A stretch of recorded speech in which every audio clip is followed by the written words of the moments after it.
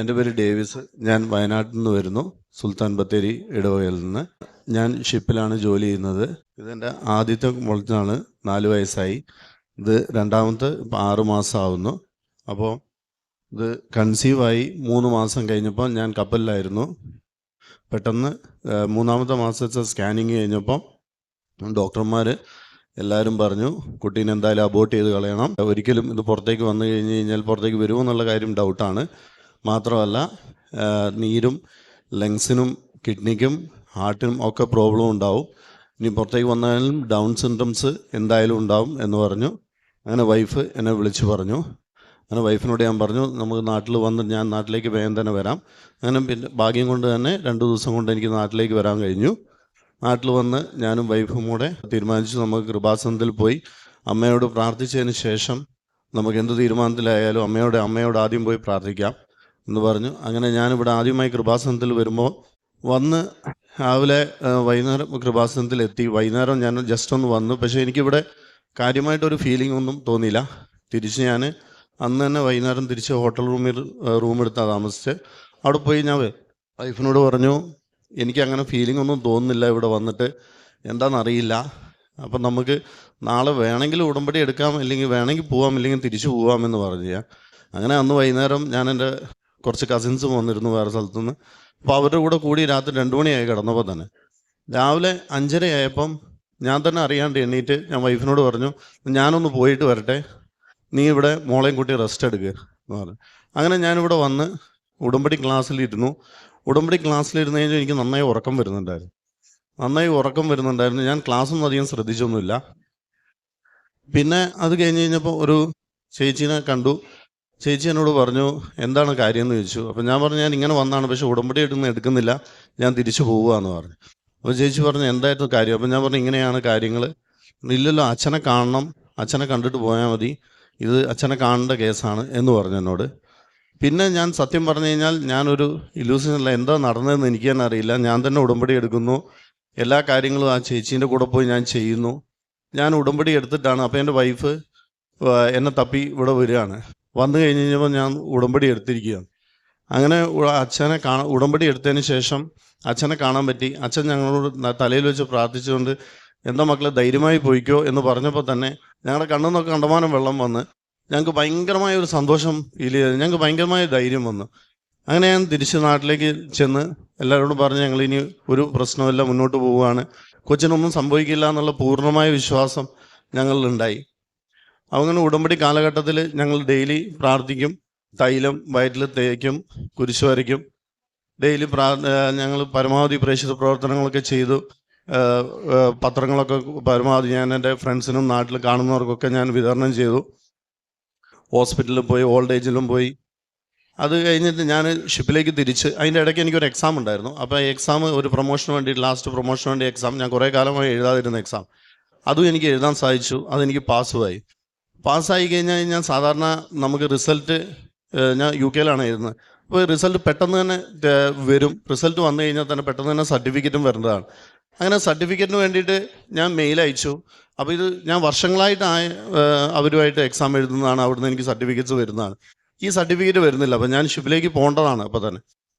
അപ്പോൾ ഞാൻ പോകാൻ വേണ്ടി വെയിറ്റ് ചെയ്തു. ഈ സർട്ടിഫിക്കറ്റ് വന്നിട്ട് പോകാമെന്ന് വിചാരിച്ചു. സർട്ടിഫിക്കറ്റ് വരുന്നേ ഇല്ല.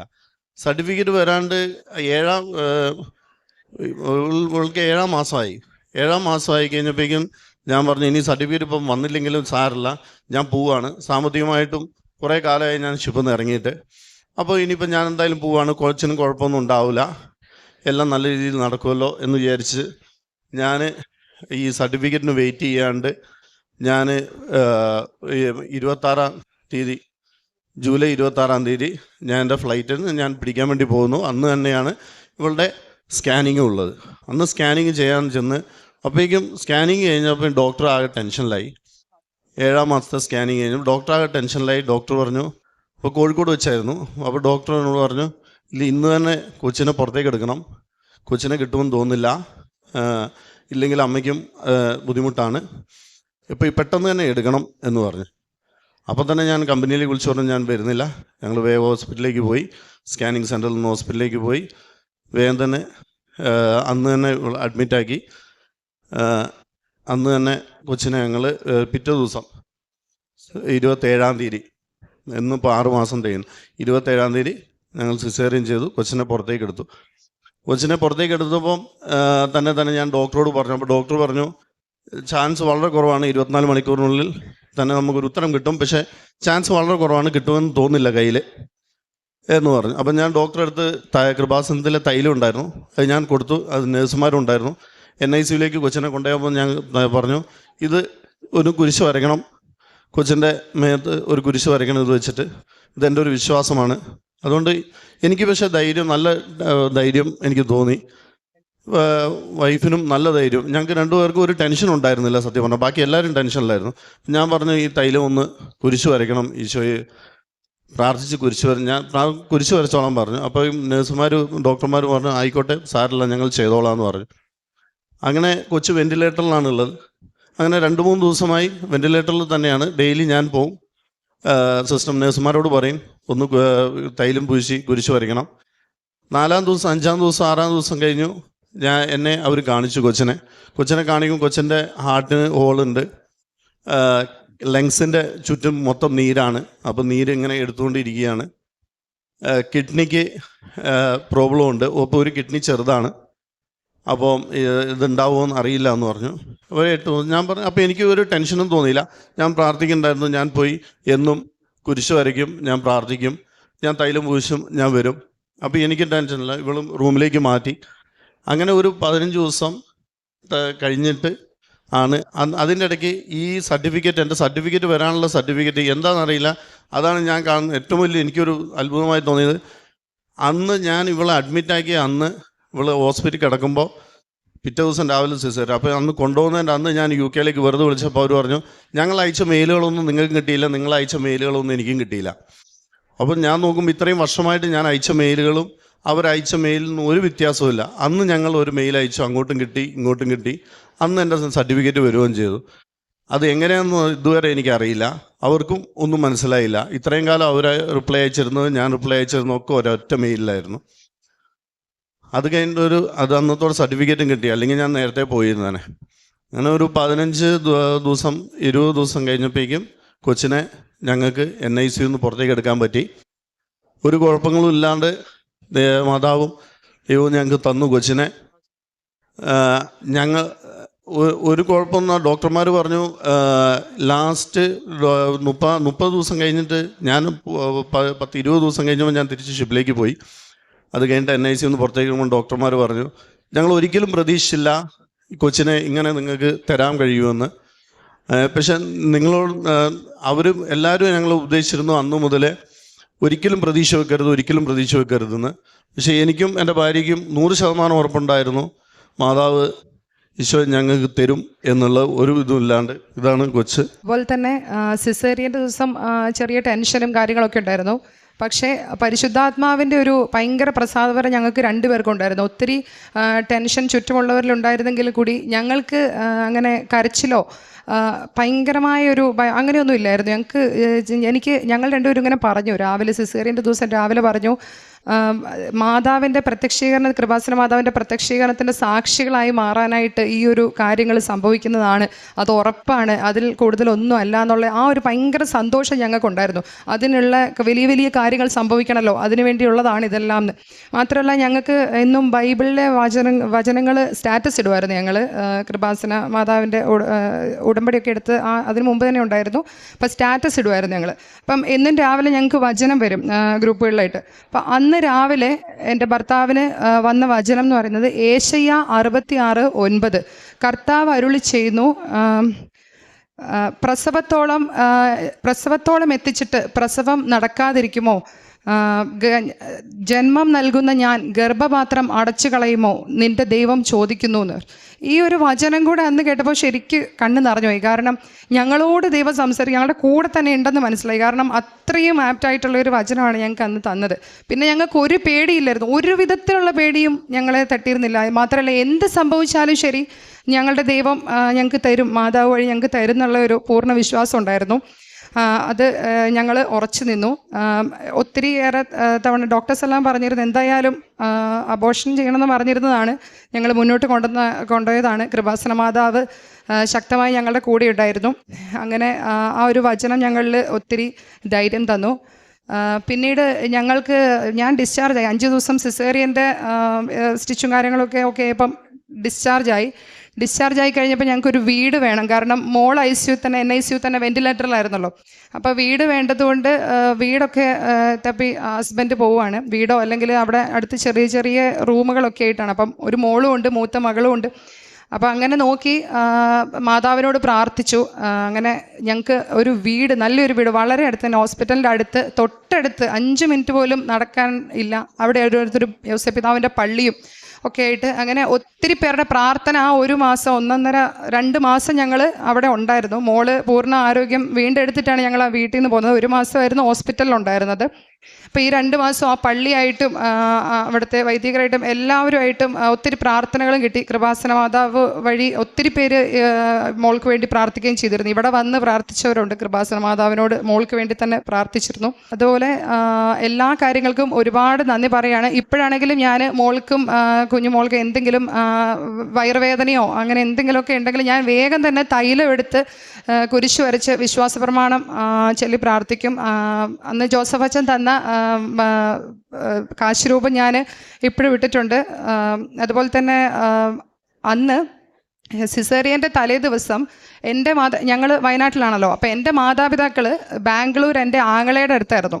അപ്പോൾ ആങ്ങളയുടെ അടുത്ത് ആങ്ങളെ ഫാമിലി അവിടെ ബാംഗ്ലൂർ സെറ്റിൽഡാണ്. അപ്പോൾ അവിടെ പോയതായിരുന്നു.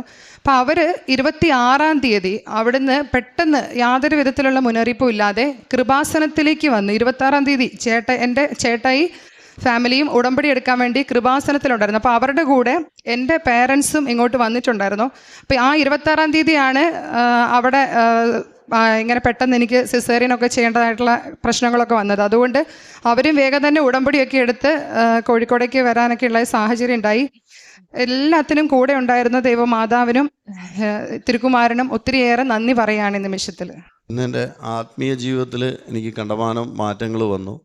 പണ്ട് ഞാൻ പ്രാർത്ഥിക്കുമായിരുന്നു, എന്നാലും അധികം നേരം പ്രാർത്ഥന ചൊല്ലിയിരിക്കുക, അല്ലെങ്കിൽ പള്ളികൾ ഞായറാഴ്ചകളിൽ എല്ലാ ഞായറാഴ്ചകളിലും പോവുക ഒന്നുമില്ല, സുഹൃത്തുക്കളുടെ കൂടെ അങ്ങോട്ടും ഇങ്ങോട്ടും കറങ്ങാൻ പോവുകയൊക്കെ ആയിരുന്നു. ഇവിടെ വന്ന് മദ്യപാനം നന്നായി മദ്യപിക്കുമായിരുന്നു. ഇവിടെ വന്ന് ഉടമ്പടി എടുക്കുന്നതിൻ്റെ തലേന്ന് വരെ ഞാൻ ഇവിടെ മദ്യപിച്ചിട്ടാണ് അന്ന് വീട്ടിൽ ഇരുന്നത്. അത് കഴിഞ്ഞിട്ട് രാവിലെ ഉടമ്പടി എടുക്കുമെന്ന് വിചാരിച്ച പോലുമല്ല. അത് കഴിഞ്ഞ ശേഷം ഉടമ്പടി എടുത്തതിന് ഇപ്പോൾ ഇത്രയും കാലമായ ശേഷം എനിക്ക് അങ്ങനത്തെ ഒരു ആഗ്രഹങ്ങളും തോന്നാറില്ല. ഞാൻ എല്ലാ ഞായറാഴ്ചയും പള്ളിയിൽ പോകാറുണ്ട്, എപ്പോഴും പ്രാർത്ഥിക്കാറുണ്ട്. പ്രാർത്ഥന എപ്പോഴും കൂടെ നടക്കുന്നു. ബൈബിൾ വായിക്കാറുണ്ട് നന്നായിട്ട്. ഷിപ്പിലായാലും ഞാൻ ഡെയിലി, പണ്ടൊന്നും ഞാൻ ഷിപ്പിൽ ഇടയ്ക്ക് പ്രാർത്ഥിക്കുമായിരുന്നു. ഇപ്പം ഉടമ്പടി ഞാൻ എടുത്തതിന് ശേഷം ഷിപ്പിൽ പോയി ഉടമ്പടി എടുത്തതിന് ശേഷം ഞാൻ എല്ലാ ദിവസവും 3 മണിക്ക് കരുണക്കൊന്തയും കുരിശിൻ്റെ വഴിയും, അതേപോലെ തന്നെ വൈകുന്നേരങ്ങളിൽ ജപമാലയും, രാവിലെ എന്നും അച്ഛൻ്റെ പ്രാർത്ഥനകൾ ഞാൻ എല്ലാ പോർട്ടിലെത്തുമ്പോഴേക്കും അച്ഛൻ്റെ എല്ലാ ഉടമ്പടി ധ്യാനങ്ങളും ഞാൻ ഡൗൺലോഡ് ചെയ്ത് യൂട്യൂബിൽ വെക്കും. അത് ഞാൻ കാണും. അത് കഴിഞ്ഞ് ഞാൻ എന്നും അവിടുന്ന് ഞങ്ങൾക്ക് കുറച്ച് MB വാട്സപ്പിലുണ്ടാവുമെന്നും ഞാൻ ബൈബിൾ വാചകങ്ങളിൽ എല്ലാ സുഹൃത്തുക്കൾക്ക് അയച്ചു കൊടുക്കുകയും വാട്സപ്പ് സ്റ്റാറ്റസ് ഞാൻ എന്നും ബൈബിൾ വാചകങ്ങളാണ് ഇടാറുള്ളത്. അപ്പോൾ എല്ലാവർക്കും വായിക്കാമല്ലോ. അത് ഓരോ അച്ഛൻ്റെ പ്രസംഗമായാലും കുറേ സാക്ഷ്യങ്ങളായാലും ഞാൻ ഡൗൺലോഡ് ചെയ്ത് വെക്കുകയും ഞാനത് കേൾക്കുകയും ചെയ്യാൻ തുടങ്ങി. അപ്പോൾ നമുക്ക് ഭയങ്കരമായ സന്തോഷവും, ചിലപ്പം ഈ ഓരോ മാമോദിസ പരിപാടി അല്ലെങ്കിൽ സൈഡ് ലേപനങ്ങൾ അങ്ങനത്തെ പള്ളികളിൽ എന്തെങ്കിലും ഫംഗ്ഷൻ ഉണ്ടായിരുന്നു ഞാൻ ഒരിക്കലും പോകാറില്ലായിരുന്നു. ഞാൻ അത് കഴിഞ്ഞതിന് ശേഷം എന്ത് പരിപാടി പള്ളിയിലുണ്ടെങ്കിലും ഞാൻ പള്ളിയിൽ പോകും. പരിശുദ്ധാത്മാവിൻ്റെ ഭയങ്കര ഒരു സന്തോഷം നമുക്ക് ഫീൽ ചെയ്യാൻ എനിക്ക് സാധിക്കാൻ തുടങ്ങി. ഇപ്പം തന്നെ ദിവ്യകാരുണ്യ പ്രദർശനങ്ങൾ കഴിഞ്ഞ കൊല്ലം ഉണ്ടായിരുന്ന, എനിക്ക് ഇപ്പം വ്യാഴാഴ്ച ഈ ദിവ്യകാരുണ്യ പള്ളി പെരുന്നാളിന് ദിവ്യകാരുണ്യ പ്രദർശനങ്ങൾ ഉണ്ടായിരുന്നു. അതിനൊക്കെ എനിക്ക് ഭയങ്കര സന്തോഷവും കണ്ണു നിറഞ്ഞ്, ഇപ്പോൾ പള്ളിയിൽ എന്നും കുർബാനയ്ക്ക് ഇരിക്കുമ്പോൾ ചിലപ്പം എല്ലാ കുർബാനയ്ക്കും ഞാൻ കണ്ണുനിന്ന് വെള്ളം ഇങ്ങനെ കുടുകൂടാന്ന് വരും. എനിക്ക് മിക്കപ്പോഴും ഞാൻ പ്രാർത്ഥിക്കുമ്പോൾ എനിക്ക് ഭയങ്കര സന്തോഷവും തോന്നാറുണ്ട്. ഞാൻ ഇപ്പോൾ ഞായറാഴ്ച കപ്പലിലിരുന്ന് പോലും ഞാൻ ഞായറാഴ്ച ഹോളി മാസ് ഡൗൺലോഡ് ചെയ്തിട്ട് ചൊല്ലുകയാണെങ്കിൽ തന്നെ അതിൽ പകുതി നേരവും എൻ്റെ കണ്ണിൽ നിന്ന് വെള്ളം വന്നുകൊണ്ടേയിരിക്കും, കരഞ്ഞുകൊണ്ടേയിരിക്കും. എനിക്ക് ഭയങ്കരമായ ഒരു സന്തോഷവും ഇതൊക്കെ വരാൻ ആത്മീയ ജീവിതത്തിൽ ഭയങ്കരമായ വ്യത്യാസങ്ങൾ എനിക്ക് ഫീൽ ചെയ്യുന്നുണ്ട്. അതിനൊക്കെ ഞാൻ ദൈവത്തോട് 1000 നന്ദികൾ അർപ്പിക്കുന്നു. ഉൽപ്പത്തി പുസ്തകം 17:1 തിരുവചനം അരുളി ചെയ്യുന്നു, സർവശക്തനായ ദൈവമാണ് ഞാൻ, എൻ്റെ മുമ്പിൽ വ്യാപരിക്കുക, കുറ്റമറ്റവനായി വർത്തിക്കുക. നീയുമായി ഞാൻ എൻ്റെ ഉടമ്പടി സ്ഥാപിക്കും, ഞാൻ നിനക്ക് വളരെയേറെ സന്തതികളെ നൽകും. ദൈവം അബ്രാഹത്തോട് പറയുന്ന തിരുവചനങ്ങളാണ്. അതുമുതൽ വീണ്ടും തിരുവചനത്തിൽ നമുക്ക് വായിക്കുവാൻ കഴിയും, ഇനിമേൽ നീ അബ്രാം എന്ന് വിളിക്കപ്പെടുകയില്ല, നിന്റെ പേര് അബ്രാഹം എന്നായിരിക്കും. ഇവിടെ ഡേവിസ് ആന്റണിയും കുടുംബവും തങ്ങളുടെ രണ്ടാമത്തെ കുഞ്ഞിൻ്റെ ജനനം എങ്ങനെയായിരുന്നു എന്നും ആ കുഞ്ഞിനുണ്ടായിരുന്ന കോംപ്ലിക്കേഷൻസ്, അമ്മയും കുഞ്ഞും ഒത്തിരിയേറെ റിസ്കിലാണ്, അതുകൊണ്ട് കുഞ്ഞിനെ ടെർമിനേറ്റ് ചെയ്യുക, അത് നിരന്തരം ഇവർ കേൾക്കുന്ന ഒരു കാര്യമാണ്. അനോമലി 5-ാം മാസത്തെ സ്കാനിങ് തൊട്ട് അപ്പോൾ മുതലാണ് പിന്നീട് കുഞ്ഞിന് ഡൗൺ സിൻഡ്രം ആകുമെന്നും കുഞ്ഞിൻ്റെ ഇന്നർ ഓർഗൻസ്, അതായത് ലിവർ, ഹാർട്ട്, കിഡ്നി എല്ലാറ്റിനും പ്രശ്നം തന്നെ. അപ്പോൾ ഇങ്ങനെയൊക്കെയുള്ള അവസ്ഥയിലാണ് ഈ മകൻ ഉടമ്പടി എടുക്കുന്നത്. തൻ്റെ ജീവിതം എന്തായിരുന്നു എന്ന് ഇന്നിവിടെ പരിശുദ്ധ അമ്മ ജീവനോടെ പ്രത്യക്ഷപ്പെട്ട ആൾത്താരയിൽ വരച്ചു കാട്ടുകയാണ്. ഇവിടെ നാം പറയുമ്പോൾ തീർച്ചയായും ഇത് നമ്മുടെ ജീവിതത്തെ നാം വെളിപ്പെടുത്തുമ്പോൾ അത് നമുക്ക് ഒരു മറ്റുള്ളവരുടെ മുൻപിൽ അവർക്ക് പ്രചോദന ആകുകയാണ് ഇതിലൂടെയൊക്കെ. അല്ലാതെ ഇവിടെ നമുക്ക് മറ്റൊന്നുമല്ല സംഭവിക്കുക. നാം നമ്മെ തന്നെ വെളിപ്പെടുത്തുമ്പോൾ ആരും എന്തും വിചാരിക്കട്ടെ, എൻ്റെ ദൈവത്തിൻ്റെ മുമ്പിൽ ഞാൻ എൻ്റെ തുറന്ന പുസ്തകം വയ്ക്കുന്നു. അതാണ് ഓരോ മക്കളും തങ്ങളുടെ ജീവിതത്തിൽ അവരിന്നായിരിക്കുന്ന അവസ്ഥ, ഇതിനു മുമ്പ് അവരെന്തായിരുന്നു, അത് പറയുമ്പോൾ അങ്ങനെ ദൈവം മഹത്വപ്പെടുവാൻ ഇടയാകുകയാണ് തങ്ങളുടെ ജീവിതത്തിലൂടെ. തൻ്റെ കുഞ്ഞിപ്പോൾ വളരെ സൗഖ്യ അനുഭവം കിട്ടി. ഈ കുഞ്ഞിൻ്റെ കാര്യത്തിൽ യാതൊരു പ്രതീക്ഷയും വേണ്ട എന്ന് പറയുമ്പോൾ ഡോക്ടറിൻ്റെ കയ്യിൽ തന്നെയാണ് ഉടമ്പടി തൈലം കൊടുത്തുവിടുക. ഇതെൻ്റെ ഒരു വിശ്വാസമാണ്, ഇത് ഡോക്ടർ എനിക്ക് വേണ്ടി ചെയ്യണം. ഡോക്ടർ അത് ചെയ്യുന്നു. പിന്നീട് തനിക്ക്